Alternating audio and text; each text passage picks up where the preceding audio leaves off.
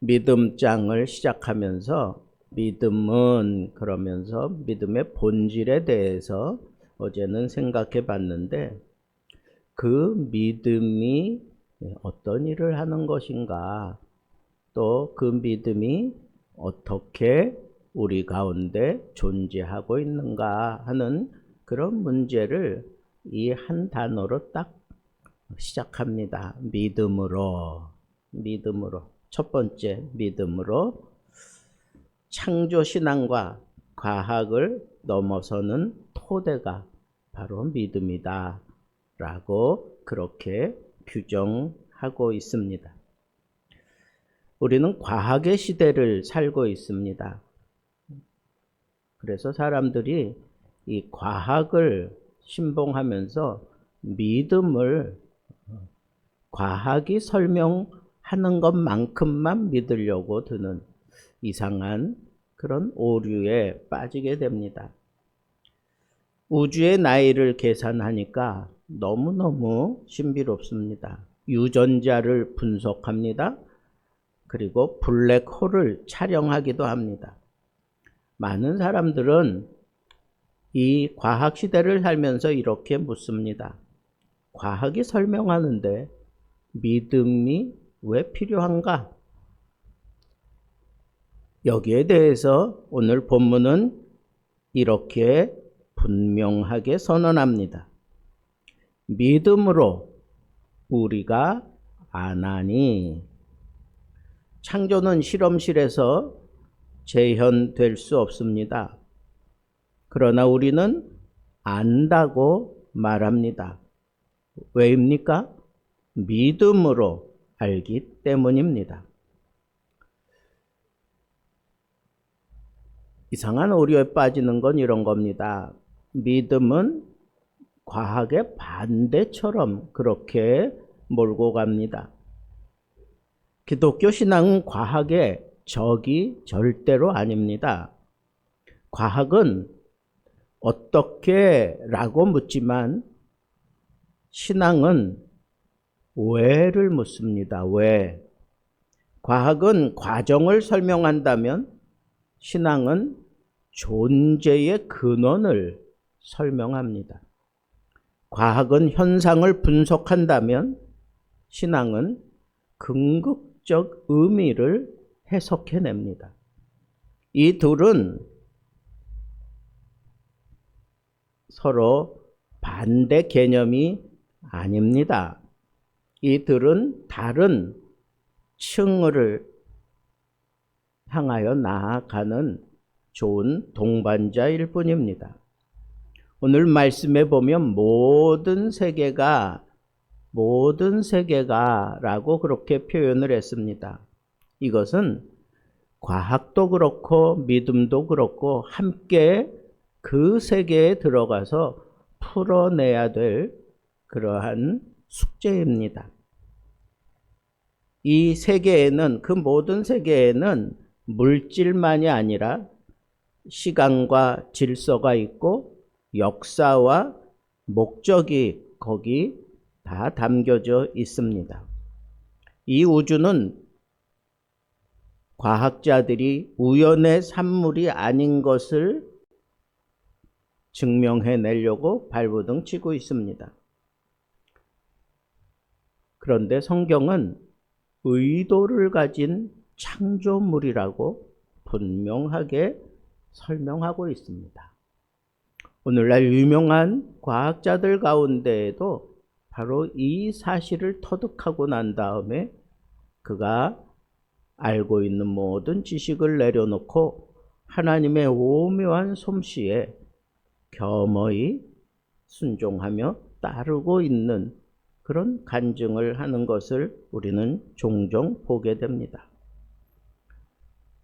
이 우주는 저절로 생겨난 것이 아니라 하나님의 말씀으로 지어졌다. 그리고 요한복음은 이렇게 선언합니다. 태초에 말씀이 계시니라. 그 말씀은 인격적이고 창조적이고 그리고 질서를 세우는 말씀입니다.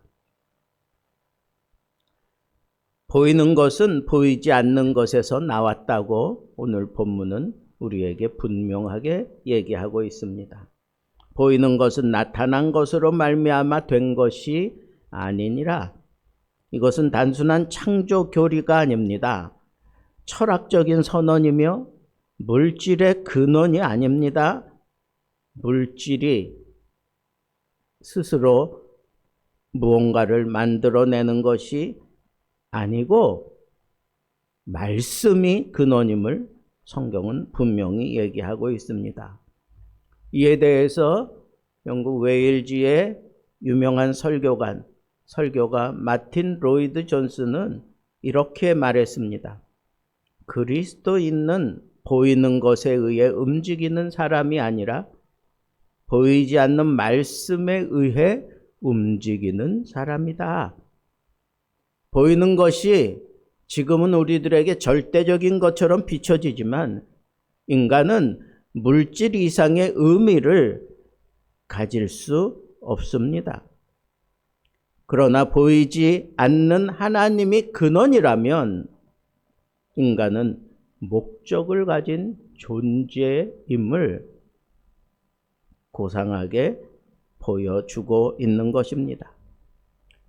또 과학은 모든 것을 설명할 수 없습니다. 과학은 우주의 팽창을 설명할 수 있습니다. 그러나 왜 존재하는가는 설명하지 못합니다.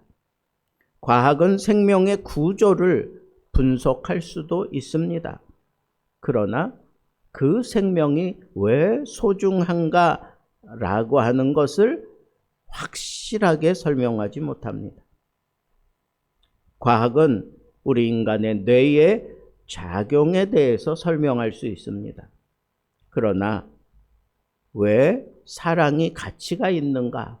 뇌가 추종하는 그 사랑의 가치에 대해서는 제대로 설명하지 못합니다. 이러한 갭을 존 스토트는 이렇게 설명했습니다. 기독교 신앙은 합리성을 포기하는 것이 아니라 하나님을 전제하는 더 깊은 합리성이다. 그래서 우리는 믿음을, 이성을 버리는 것이 믿음이 아니라 이성을 넘어서는 근원을 인정하는 것이 그게 믿음의 궁극적인 목적이라고 그렇게 설명했습니다. 창조신앙이 무너지면 여러 가지 문제가 생길 것입니다. 인간의 존엄성이 약해질 거고 도덕의 절대성이 상대화될 것입니다. 삶의 목적은 개인 취향으로 축소돼 버리고 맙니다. 그러나 여러분, 우리가 하나님의 형상으로 지음을 받지 않았다면 인간은 단지 고등 동물에 불과할 뿐입니다.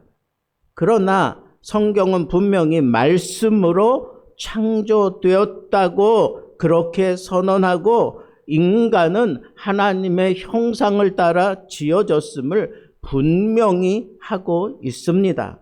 그렇기 때문에 우리는 이 창조 신앙을 분명하게 확실하게 믿고 있습니다. 결국은 믿음은 어떤 세계관의 문제임을 우리에게 어렴풋하게 깨닫게 합니다. 히브리서 11장 3절 우리가 읽은 그 본문 말씀은 단지 교리 조항이 아닙니다. 그건 세계관의 선언입니다. 믿음은 이렇게 말합니다. 이 세계는 의미가 있다. 역사는 목적을 향해 간다. 내 인생은 우연이 아니고 믿음은 단지 천국 가는 티켓이 아니다. 세상을 해석하는 렌즈다라고 그렇게 우리에게 말하는 듯 싶습니다. 그래서 믿음의 렌즈를 끼면 우리의 세계관이 더 확실하게 보이고 그리고 그 세계관을 어떻게 우리가 호응하며 살아가야 되는지가 보이는 법입니다. 이렇게 적용해 보겠습니다. 지금 우리의 현실을 보십시오. 경제가 얼마나 불안함을 느낍니까? 전쟁의 소식이 지금도 TV만 켜면 코앞에 다가오고 있습니다. 우리 사회의 혼란은 지금 극도에 달하고 있습니다. 눈에 보이는 것은 불안뿐입니다. 그런데 믿음은 우리에게 한편으로 이렇게 또 지지합니다. 보이는 것이 다가 아니다. 이 세상은 우연이 아니다. 하나님의 통치 아래 있다. 창조하신 하나님은 지금도 우리를 다스리고 계신다. 라고 하는 이 분명한 근원적인 그런 믿음을 우리에게 불어넣기 때문에 경제가 아무리 불안하고 불안한 소식이 우리에게 계속해서 전쟁처럼 다가와도 사회적인 혼란이 극심해진다고 할지라도 우리는 통치하시는 하나님의 그 섭리를 믿음으로 알기 때문에 흔들리지 않고 담담하게 이 믿음으로 우리에게 주어진 세상을 계속 창조해 가는 그런 삶의 모습을 우리는 취하고 창조주 하나님께 순응하며 평안하게 그리고 안정되게 살아가는 놀라운 믿음의 모습을 우리는 취하고 있습니다. 창조신앙과 우리 개인의 삶을 한번 들여다보십시오. 창조를 믿는다는 것은 내 인생도 하나님의 설계 안에 있다고 하는 고백이 될 수 있습니다. 그래서 우리가 실패하는 것도 의미가 있고 기다림도 목적이 있고 고난도 절대 헛되지 않습니다. 왜냐하면 말씀으로 시작된 세계는 말씀으로 분명히 완성되기 때문인 것을 우리는 믿음으로 알기 때문입니다. 말씀을 정리하고 맺겠습니다. 믿음으로 안다. 히브리서 기자는 이렇게 11장을 시작합니다. 믿음으로 우리가 아나니. 믿음으로 모르는 것을 억지로 믿는 것이 믿음이 아닙니다. 하나님이 계시하신 것을 신뢰하는 것이 믿음입니다. 우리는 창조의 장면을 우리 눈으로 보지 못했습니다. 그러나 말씀을 신뢰하기 때문에 그 믿음이 있기 때문에 우리는 보이지 않는 내일을 향해서도 확신하며 나아갈 수 있는 것입니다. 사랑하는 성도 여러분, 여러분들의 세계관은 무엇 위에 서 있습니까? 물질입니까? 데이터입니까? 눈에 보이는 현실입니까? 아니면 하나님의 말씀입니까? 믿음은 보이는 것을 부정하는 것이 아니라 보이지 않는 하나님의 말씀을 더 궁극적인 실제로 인정하는 것이라고 히브리서 기자가 얘기하고 있습니다. 믿음은 과학을 거부하는 태도가 아니라 보이는 세계를 넘어 그 근원이신 하나님의 말씀 위에 서는 특별한 세계관이 바로 믿음인 것입니다. 이 특별한 믿음을 나에게 허락하신 그 하나님을 붙들고 오늘도 믿음으로 우리에게 주어진 이 하루를 승리하며 살아갈 수 있는, 그래서 믿음의 쾌거를 내 삶 속에서 누릴 수 있는 멋진 믿음의 사람들 되기를 우리 주님의 이름으로 축복합니다.